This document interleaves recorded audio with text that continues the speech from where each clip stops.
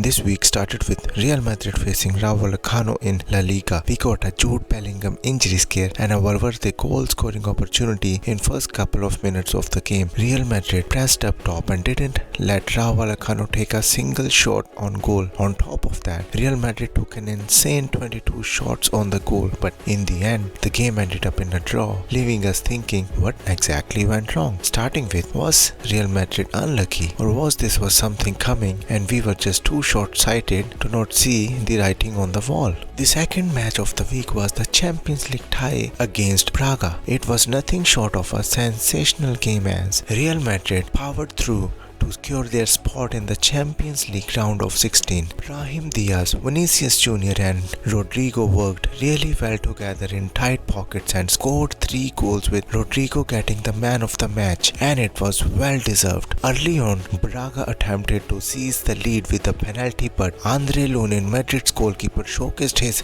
brilliance with a dazzling save, setting the tone for the night. Brahim Díaz came strong and seized his moment and found the back of the net after a brilliant setup by Rodrigo. The second half was a carnival of goals. Vinicius Jr. stepped up with a precise finish, showcasing his goal-scoring form, and then the Brazilians struck again. Rodrigo with a cheeky lob sealed the deal for Real Madrid. Real Madrid dominated this game and scored 3 goals to win the tie. Now, let's talk about the match against Rayo Vallecano in detail. Real Madrid took 22 shots in this match alone, manufactured many chances from the center of the park, but were not able to finish even one chance. This was one of the games where the opposition defense turns into a wall.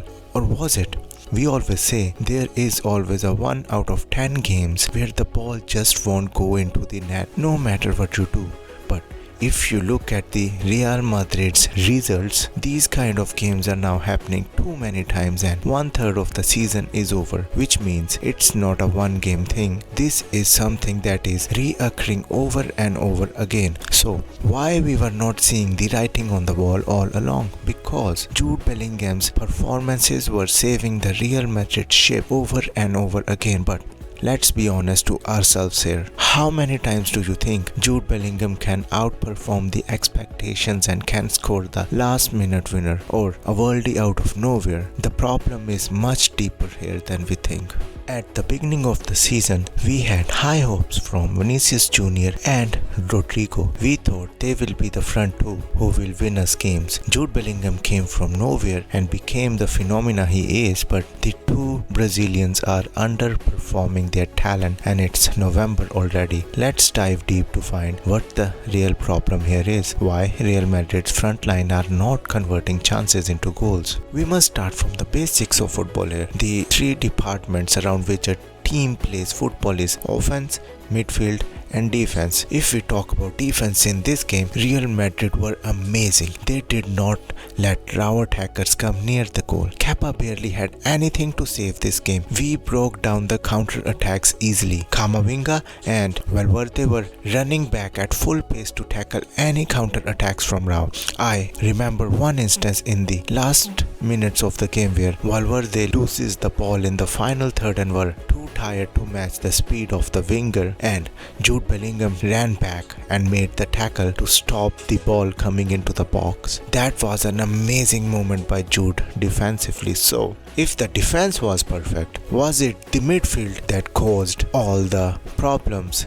Real Madrid manufactured 22 chances with Valverde and Modric making many opportunities to score a goal for attackers. Real Madrid's midfield was pressing high up top, winning the ball early to start the attack. Jude Bellingham was operating like Zidane in the midfield. His dribbling technique with those long legs reminded me of Zidane days. Valverde had a really good game, taking the ball to the final third, helping in keeping possession and defending when required. Luka Modric, except for some loose balls in the start, had a good game too. So this means the problem was really up front.